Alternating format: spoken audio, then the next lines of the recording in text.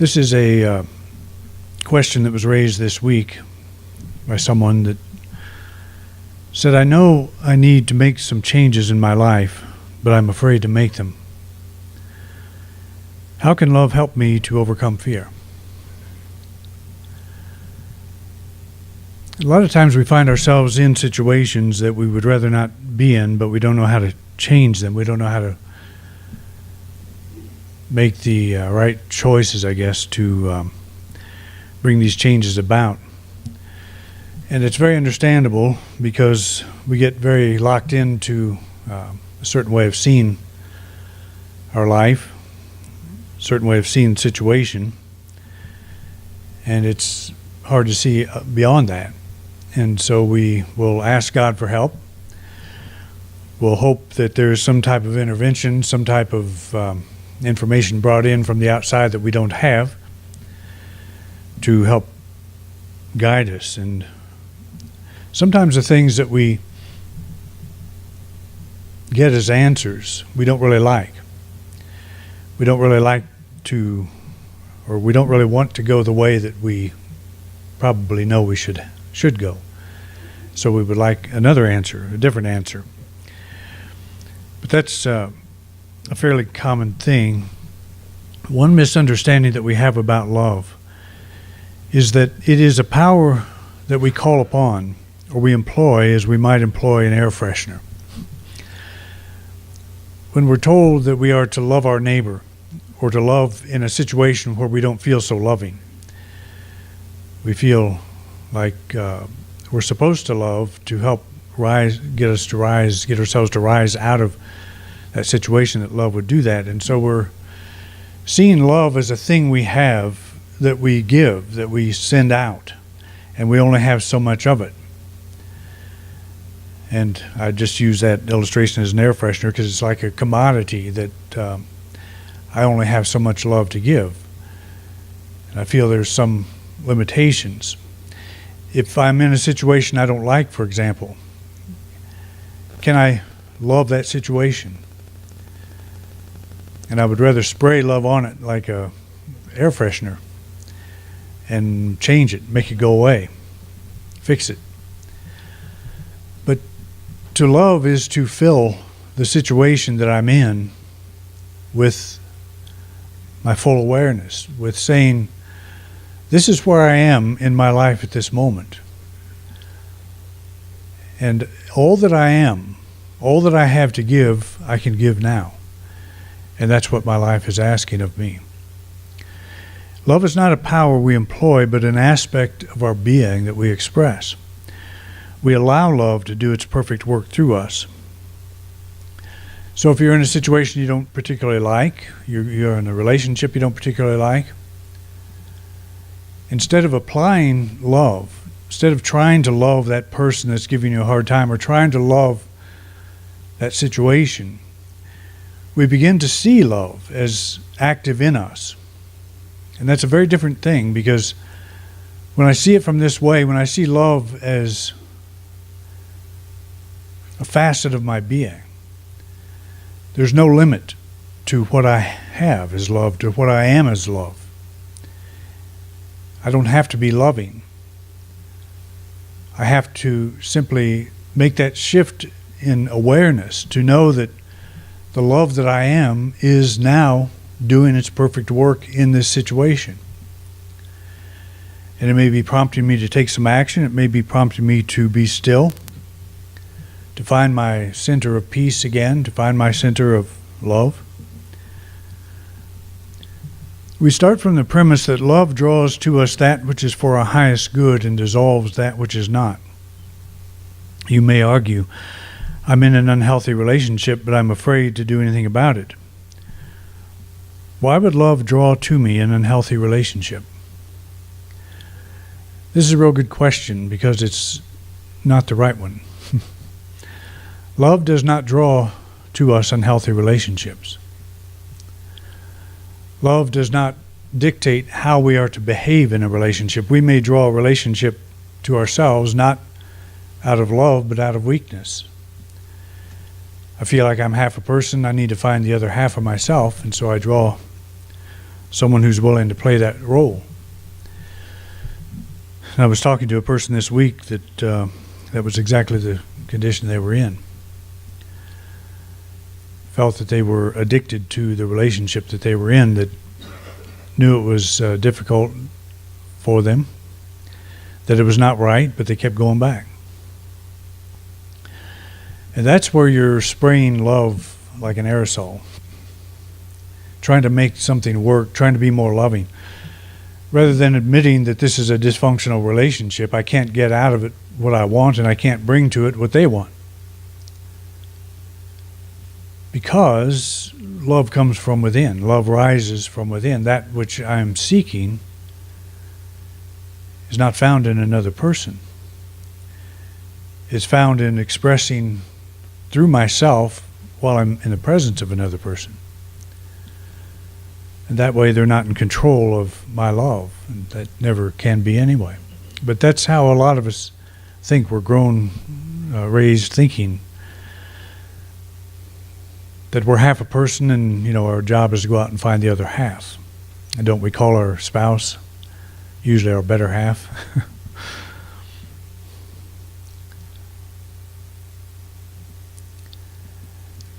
It's understandable. When I met Beth, it was like something in my life was complete.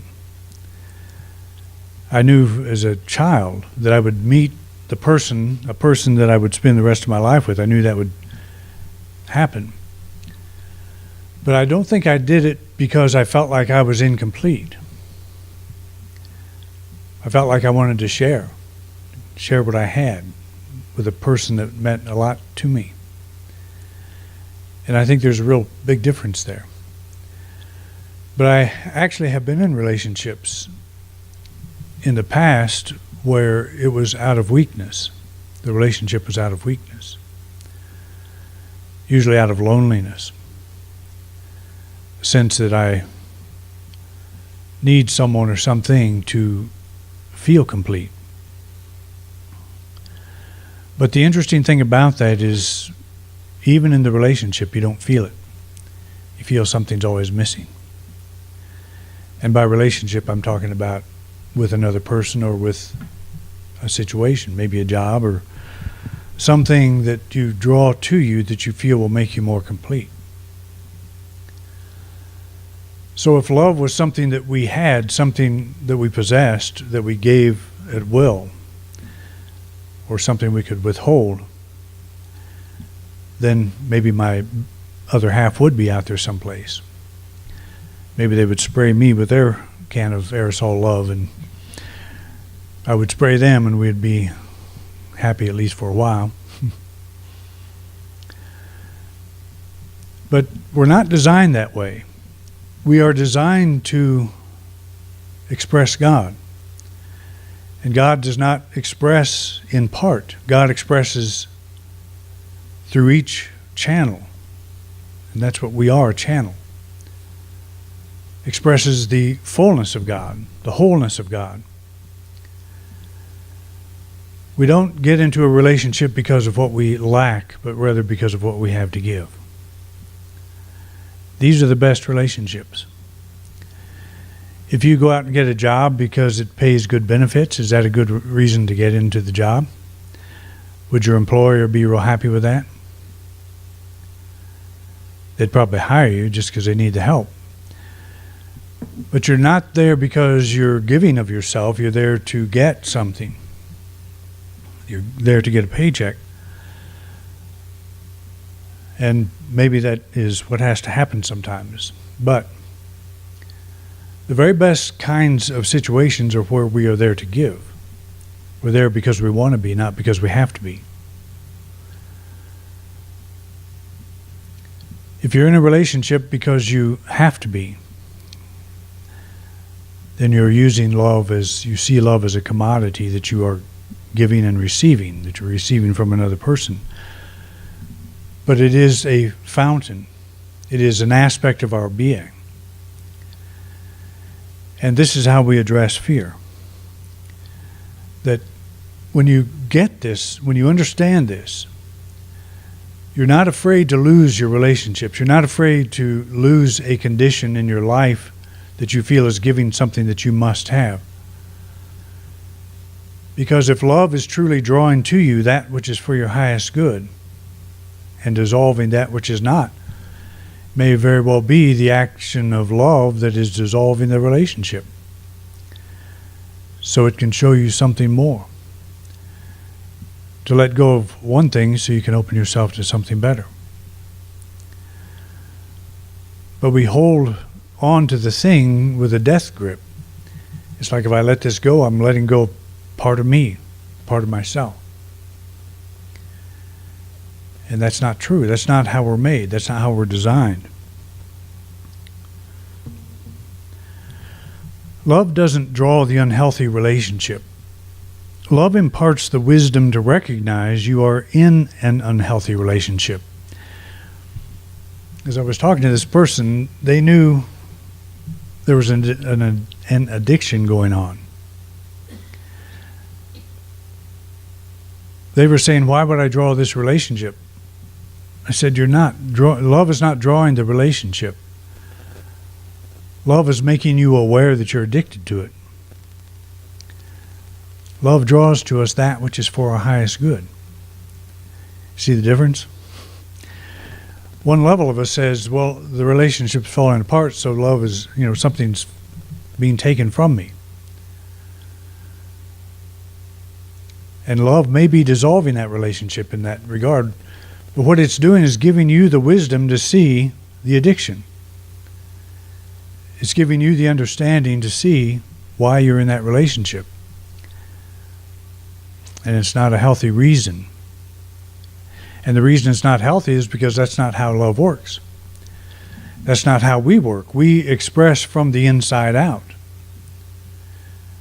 And as we express from the inside out, we do draw to us that which is for our highest good. So love doesn't draw the unhealthy relationship, and that's where a lot of people make a mistake in their evaluation.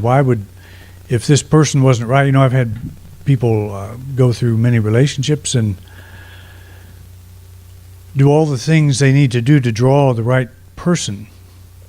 And Mr. Right shows up and, they're all just happy as they can be for quite a while until that begins to break down, until the essence of what's there begins to show through. And what's there is, I need that person. I need that thing in my life because I'm not whole. I'm trying to compensate for weakness rather than being in this relationship out of strength. It's a totally different thing, completely different. So it's not that love draws the unhealthy relationship. Love imparts the wisdom to recognize you're in an unhealthy relationship. I used to do a lot of weddings years ago, sometimes 2 and 3 a week. And I don't do that now. If I never did another one, it would be okay, because I have done so many weddings that I can do them in my sleep, and that's how I was doing them. It's at the end, pretty much. No, they're fun, and I will do them for people I know. But for quite a while, I was asking, and I often did second and third marriages, and so I would ask the people if they were aware in the previous marriages that didn't work out, was there any signal, were there any red flags that popped up and told you not to get into this relationship? And I was pretty amazed at how many said yes, there were. All kinds of red flags. But once you get a wedding going, you know how that goes. You send out all those invitations and you have all the plans made. It's hard to stop it. And so rather than watch the red flags, they would go ahead and go through it. I had one many years ago in particular that was pretty interesting. This couple just absolutely knew this time was right, and I think both were on their 4th marriages, and I'm not criticizing that at all, because if it doesn't work, get out of it. That's kind of what I think. But this one was finally the right one. just absolutely finally the right one. And all my red flags, and I'm not getting married, so I don't really share my red flags.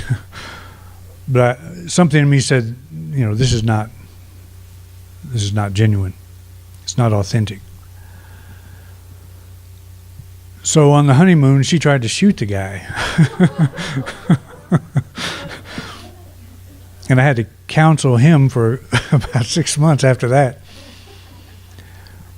It was a near-death experience for him. And he only survived it because she couldn't shoot. She did not intend to miss him.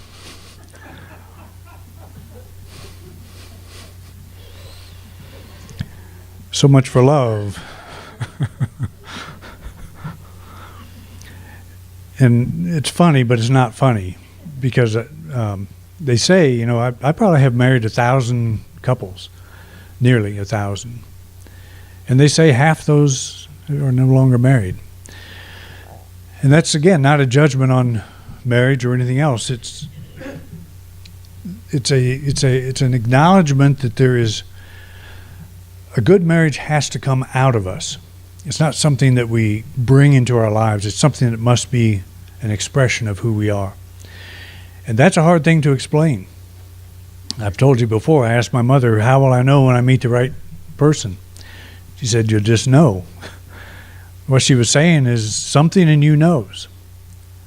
There's something in you that will make that connection, because it's not addressing an inadequacy.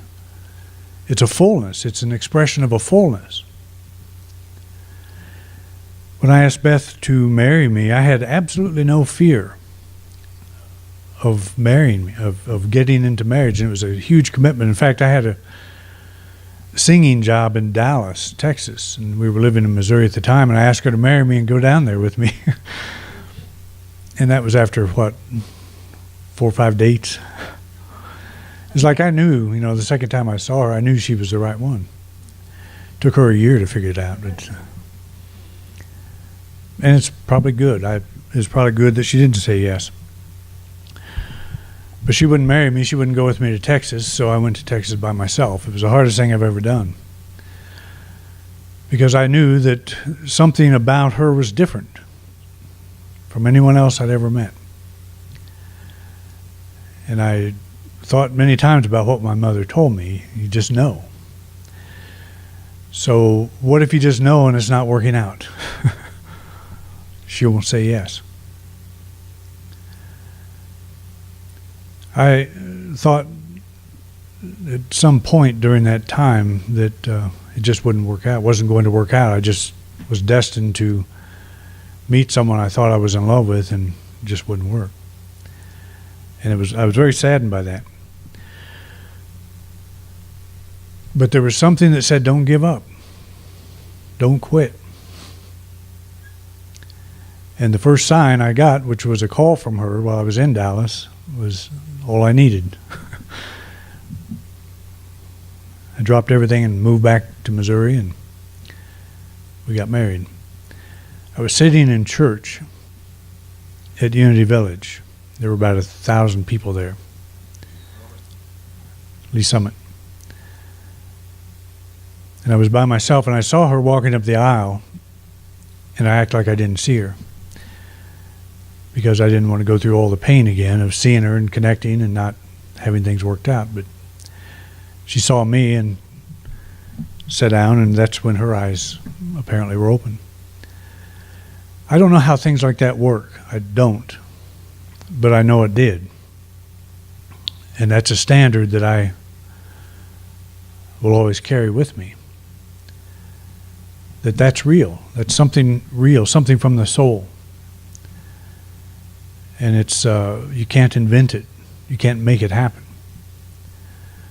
But when it does happen, what I would say is love drew to me that which was for my highest good, and that was the thing that was for my highest good was the eyes to see. And what dissolved was, in all that time, I think I had to dissolve in myself, or see get dissolved, I was heartbroken. And every day would pass and I was heartbroken. One day I woke up after about a year. And I said, I am tired of letting her control how I feel. And so I burned her picture to let go. I was letting that control me. And it was shortly after that we got together. It's like when you're strong enough to let go, things work out. And that was the case. It was just a textbook case of that happening. And I can't explain that to somebody. I can't, in counseling, say, here's how you do it, because I did it. It's a spiritual thing. But like my mother said, you just know when it's right. You know it. And that's been true of everything I've done in life, that when I started thinking about a career as a minister, I knew that was right. When I found unity, when I found the book Lessons in Truth, I knew it was right. I just knew. And the authority in my life, which was at the time my Baptist minister told me it was the work of the devil, I knew he was wrong. I just knew. And that was the authority. That was what I grew up with. That was the spiritual authority, the biblical authority, the one that was the decider between heaven and hell for me, as I believed at the time. And I knew it was so right that I was willing to risk letting that go. So love draws to us that which is for our highest good. It's not always comfortable. It doesn't always look right. It doesn't mean we're not going to suffer as we pursue it. But love alerts you to the fact that you're trying to stuff yourself into a container, a relationship, circumstance, etc., that is far too small. When you're in something that's not right, love tells you it's not right. Love tells you you're trying to do something that goes against your soul. It goes against who and what you are. It's very natural for us to look for a mate. I think it's just something that happens. And I know most of you have been through this, and I'm probably not talking to the right crowd. But it is true in every kind of relationship that we develop. It can be a friendship, it can be a work situation, it can be anything. When we think we have to have that because it fills something we lack, we're making a mistake. And we'll get into that relationship and love will show us. You're trying to stuff yourself into something that's too small.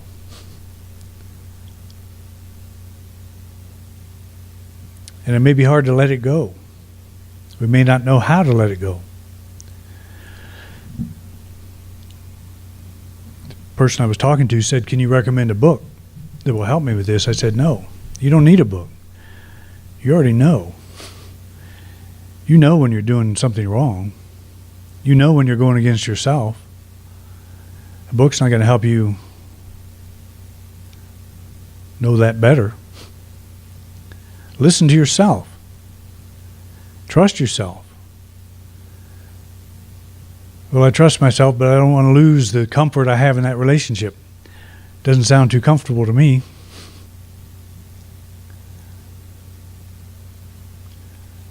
So we're in something that we feel is wrong, but because it offers a certain false sense of security, we'll hang on to it. It's totally understandable. And it requires some real soul searching when we're in a situation like that to let it go. And I'm not saying that if you're in a job or something that you just walk away from it and just say, "I quit." I've had that happen too. I had a woman that years ago that was involved in Course in Miracles. And the Holy Spirit told her to quit her job. And she came to me and said, "Do you think that's right?" And I said, "I wouldn't do it." Regardless of what the Holy Spirit says. "Do you have another job to go to, someplace to go to?" "No." "Don't you have any faith?" She was asking me. "I have faith, but I also have a brain." And we don't always know. I mean, sometimes we do lose things, or we have to say no to something, even though we don't have something to go to. But that was not the case in this situation. And so I said, if the Holy Spirit's telling you that, go ahead and do it. But it's up to you. I'm not saying that I support that. She was very angry at me. About 2 weeks later, her mother came in. This woman was 35 years old. Her mother came in, said, would the church loan my daughter some money because she can't pay her bills? I said, no, there's no way. Let the Holy Spirit pay her bills.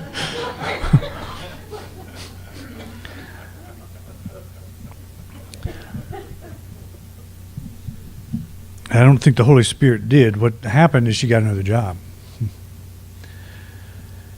And it's not that things don't happen like this. I don't want to act like there aren't miracles and there aren't things that work out.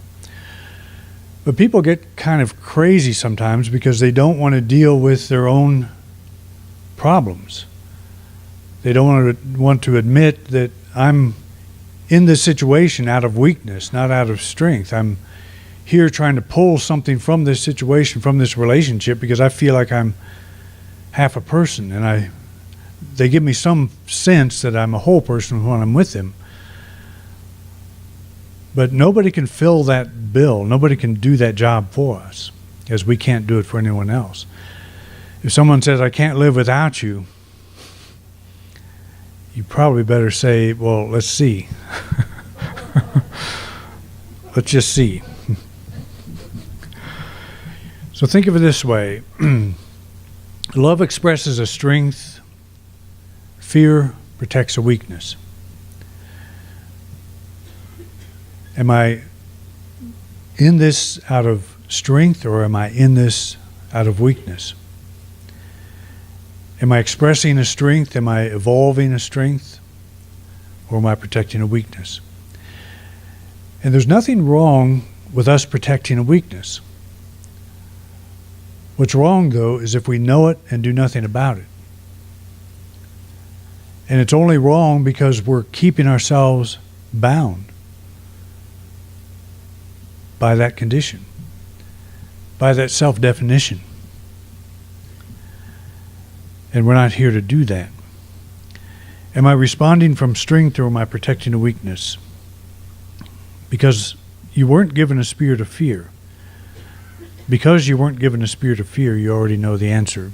Just like the person I was talking to knew the problem, but kept going back. And I've done that too. I know what that's like. I know that it is sometimes difficult to get in touch with our strength. It's so easy to prop up that weakness. It's so easy to use someone else to do that job. But is that what we want? Is that because then we have to have them? We have to have that, and that's called addiction. We have to have that person or that thing in our life to be whole, or to feel safe, to feel complete. Your discomfort is your soul asserting itself, assuring you that life can be more than your fear allows. Accept the gift that love inspires in you. Watch how it dissolves the chains of fear that have kept you in bondage. How do you know if you're in a situation like that? You just know. So one question you can ask yourself, which I didn't include here, is if all restrictions were lifted at this moment, what would I do? And by restrictions, if I felt whole, if I felt free, if I felt adequate, if I was coming from a place of strength, what would I do? Just answer that question. And that's your answer. And then follow it up with knowing that love dissolves, love draws to me everything that is for my highest good. And that highest good is what I've just said. And it dissolves everything that is standing in the way of that. Okay? Pretty simple. All right. Thanks for coming out, and we'll see you next week. I'm feeling better already, so this thing is going up and down. All right. Thanks for coming out.